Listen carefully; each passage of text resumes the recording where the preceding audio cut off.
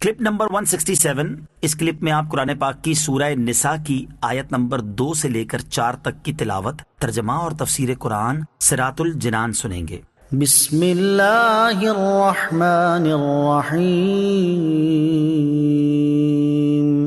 ترجمہ: اللہ کے نام سے شروع جو نہایت مہربان رحمت والا ہے۔ وَآتُوا الْيَتَامَىٰ أَمْوَالَهُمْ وَلَا تَتَبَدَّلُوا الْخَبِيثَ بِالطَّيِّبِ وَلَا تَأْكُلُوا أَمْوَالَهُمْ إِلَىٰ أَمْوَالِكُمْ إِنَّهُ كَانَ حُوبًا كَبِيرًا۔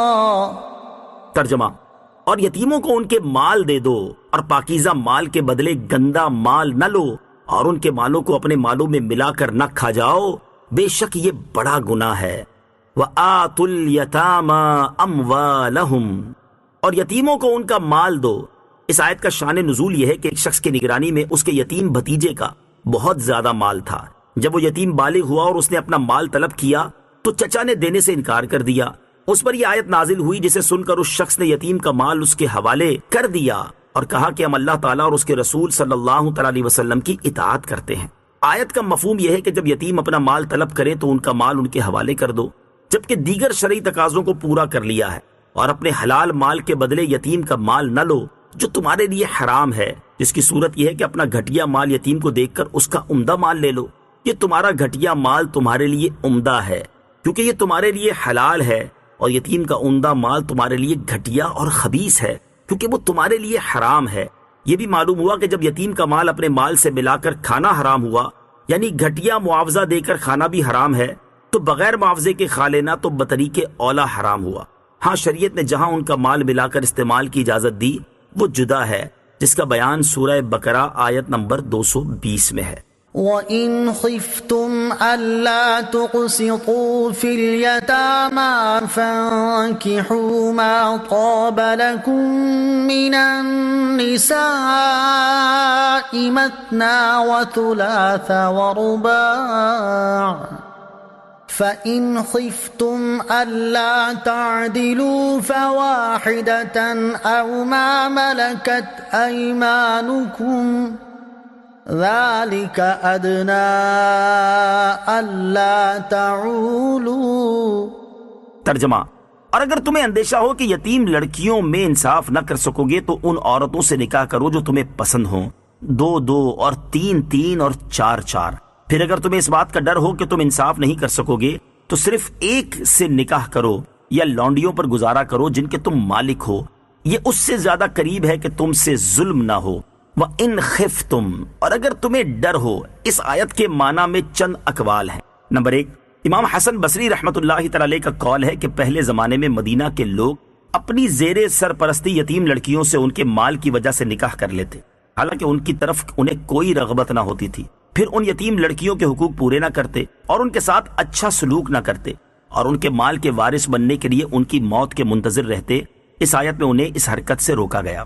نمبر 2، دوسرا قول یہ ہے کہ لوگ یتیموں کی سرپرستی کرنے سے تو ناانصافی ہو جانے کے ڈر سے گھبراتے تھے لیکن زنا کی پرواہ نہ کرتے تھے۔ انہیں بتایا گیا کہ اگر تم ناانصافی کے اندیشے سے یتیموں کی سرپرستی سے گریز کرتے ہو تو زنا سے بھی خوف کرو، اور اس سے بچنے کے لیے جو عورتیں تمہارے لیے حلال ہیں ان سے نکاح کرو اور حرام کے قریب مت جاؤ۔ نمبر 3، تیسرا قول یہ ہے کہ لوگ یتیموں کی سرپرستی میں تو ناانصافی کرنے سے ڈرتے تھے لیکن بہت سے نکاح کرنے میں کچھ خطرہ محسوس نہیں کرتے تھے۔ انہیں بتایا گیا کہ جب زیادہ عورتیں نکاح میں ہوں تو ان کے حق میں ناانصافی سے بھی ڈرو جیسے یتیموں کے حق میں ناانصافی کرنے سے ڈرتے ہو، اور اتنی ہی عورتوں سے نکاح کرو جن کے حقوق ادا کر سکو۔ نمبر 4، حضرت اکرمہ رضی اللہ تعالی عنہ نے حضرت عبداللہ ابن عباس رضی اللہ تعالی عنہما سے روایت کیا کہ قریش 10 بلکہ اس سے زیادہ عورتیں کرتے تھے، اور جب ان کا بوجھ نہ اٹھا سکتے تو جو یتیم لڑکیاں ان کی سرپرستی میں ہوتی ان کے مال خرچ کر ڈالتے۔ اس آیت میں فرمایا گیا کہ اپنی مالی پوزیشن دیکھ لو اور 4 سے زیادہ نہ کرو تاکہ تمہیں یتیموں کا مال خرچ کرنے کی حاجت پیش نہ آئے۔ نکاح سے متعلق 2 شرعی مسائل۔ نمبر 1، اس آیت سے معلوم ہوا کہ آزاد مرد کے لیے ایک وقت میں 4 عورتوں تک سے نکاح جائز ہے۔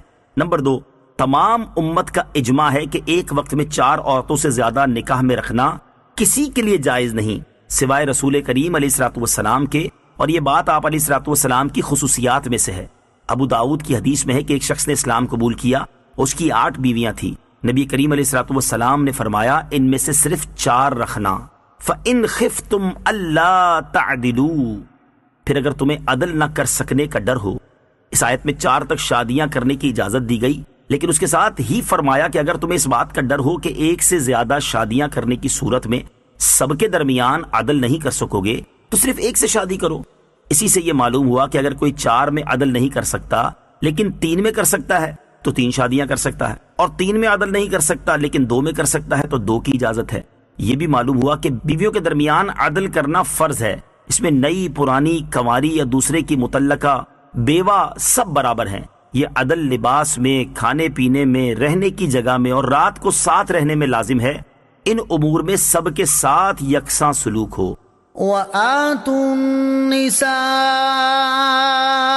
صَدُقَاتِهِنَّ نِحْلَةً فَإِن طِبْنَ لَكُمْ عَن شَيْءٍ مِّنْهُ نَفْسًا فَكُلُوهُ هَنِيئًا مَّرِيئًا۔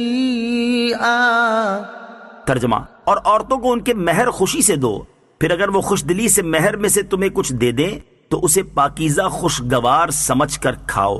وَآتُوا النِّسَاءَ صَدُقَاتِهِنَّ نِحْلَةً، اور عورتوں کو ان کے مہر خوشی سے دو۔ اس آیت میں اللہ تعالیٰ نے شوہروں کو حکم دیا کہ وہ اپنی بیویوں کو ان کے مہر خوشی سے ادا کریں، پھر اگر ان کی بیویاں خوش دلی سے اپنے مہر میں سے انہیں کچھ تحفے کے طور پر دے دیں تو وہ اسے پاکیزہ اور خوشگوار سمجھ کر کھائیں، اس میں ان کا کوئی دنیاوی یا اخروی نقصان نہیں ہے۔